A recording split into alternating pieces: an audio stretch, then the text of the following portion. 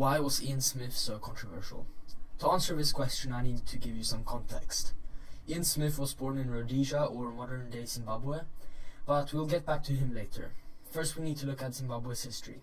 Zimbabwe is a small, landlocked country found in southern Africa, and the remains of Stone Age cultures dating back to 500 years ago have been found in Zimbabwe. There are numerous kingdoms like the Great Zimbabwe, and the Portuguese arrived in the 15th century in search of gold. As they ventured inland, they attacked the kingdom of Matapa, which then controlled an area roughly equivalent to eastern Zimbabwe and western Mozambique. The Portuguese won and took control over the area. Later in the 1690s, the Portuguese were forced out of Zimbabwe by the expanding Rhodesian Empire. The British, following Cecil John Rhodes and his South African Company, ventured to the land in search of gold. The British South African Company wanted to create its own political administrations.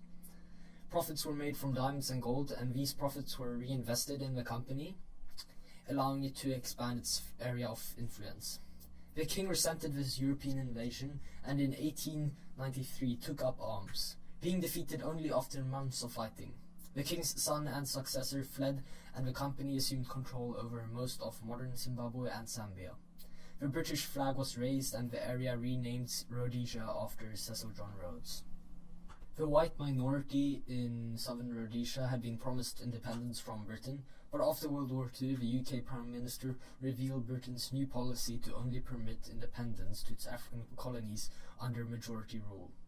But many white Rhodesians were concerned that such immediate change would cause chaos, as had resulted in Congo after its independence in the 1960s. Although the vote in Rhodesia was open to all, regardless of race, property requirements left many blacks unable to participate, so the right-wing party was elected, first led by Winston Fields and then by Ian Smith. Southern Rhodesia and Northern Rhodesia and Malawi reunited to gain political strength. The major reason for the war included black nationalists seeking to bring about independence for Rhodesia and the elimination of wealth disparity between blacks and whites. These nationalists were mostly communists, who repeatedly tried to form political movements to campaign for black majority rule. They split up into two groups, the Sirpa, led by Joshua Nkomo, and ZANU, later being led by Robert Mugabe. The two organizations were supported by the Soviet Union and Communist China.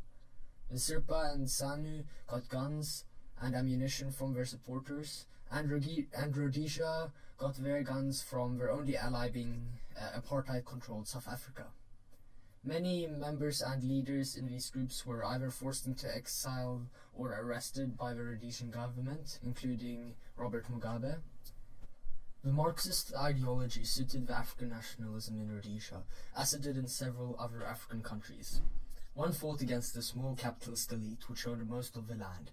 The black Africans were ordinary workers and the whites controlled the means of production. Thus, the black struggle for majority rules was easily combined with the Marxist ideology. And the blacks were desperate and needed guns to overthrow the white government, which were supplied by the Soviet Union and China. Both Northern Rhodesia and Malawi gained independence in the 1960s. That left Southern Rhodesia motivated to gain their own independence. The South Rhodesian colonial government under Ian Smith took matters into their own hands and declared their independence from Britain in 1965. The British Empire condemned the move together with the United Nations, which expressed that the declaration made by a racist minority was illegal. Consequently, the new state of Rhodesia was never internationally recognized as a country and suffered the impact of economic and diplomatic sanctions. Economic support was still provided by its only ally, South Africa. Now Rhodesia was at a breaking point. In 1964, the war started when a white farmer was killed by black nationalists. At the outbreak of the war, the Rhodesian regular army consisted of about 10,000 mainly white males. By the late 1970s, however, the majority of the army consisted of black soldiers who had volunteered.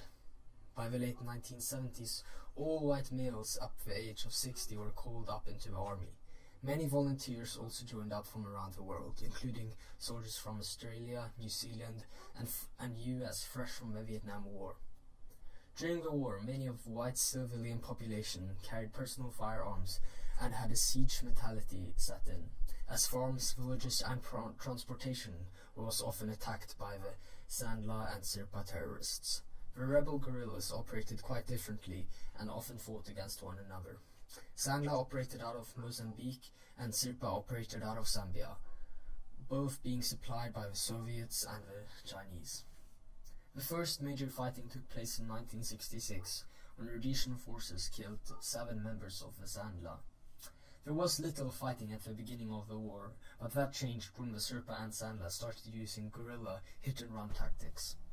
Fire Force is a variant of military tactics, using helicopters and parachute infantry to attack guerrillas from above. The Fire Force missions were designed to trap and eliminate Sandla and Sirpa before they could flee. Fire Force reacted to the enemy ambushes, farm attacks, and could also be called in by trackers and patrollers to make contact with the enemy, and then called for reinforcements.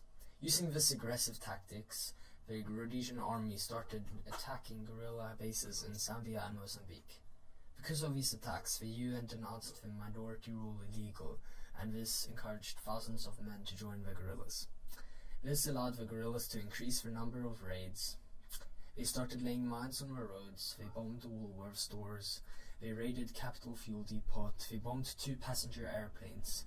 Because of all of this, Rhodesia's economy crippled. So Ian Smith, to end the war, organized the first election without any property requirements. A black bishop was elected, and he renamed Rhodesia to Zimbabwe, but he refused to recognize the new government and promised to keep fighting because the white population still had majority land and power. A peace meeting were to be held in Britain as to what to do about the situation. It was decided that independence would be legally granted, and Britain agreed to pay its redistribution of land, and a new election would be held. Mugabe won with 63% of votes against Nkomo and Ian Smith. Zimbabwe was torn apart by the war, and fighting broke out in small groups, so Mugabe deployed the North Korean trained soldiers. While Mugabe was still popular, land grabs, hyperinflation and disputed elections made him very controversial. More than 20,000 were killed during the war. From December 1972 to December 1979, 1,300 members of the Rhodesian army were killed, along with 10,400 guerrillas were killed in Rhodesia, and an unknown number in Mozambique and Zambia.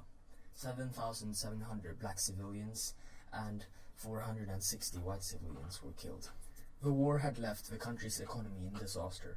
Many white farmers had fled the country, and Zimbabwe's leader had become a crazy dictator. Since the war is very recent, many people I know have been affected by it. One person I know fled to South Africa because her family's farm was burnt down under Mugabe's orders. Another person I know had to carry a gun because all the men were out fighting. She also noticed how the propaganda on TV and radio changed when Ian Smith and Mugabe were in power. The Rhodesian War was a gruesome war where atrocities, torture, murder of civilians was commonplace on both sides. The black freedom fighters had terrorized the rural population, butchered accused traitors, and massacred innocent civilians. The white defenders of Western civilization abused prisoners, killed civilians, and burned villages. Many people forget how recent this war was, and how many people were affected by it. Mugabe only resigned in 2007 because of a military coup. Some view Ian Smith as a hero who tried to protect Western civilization. Ian Smith predicted that if the blacks came into power, the country would cripple and end in disaster. And to some extent he was right.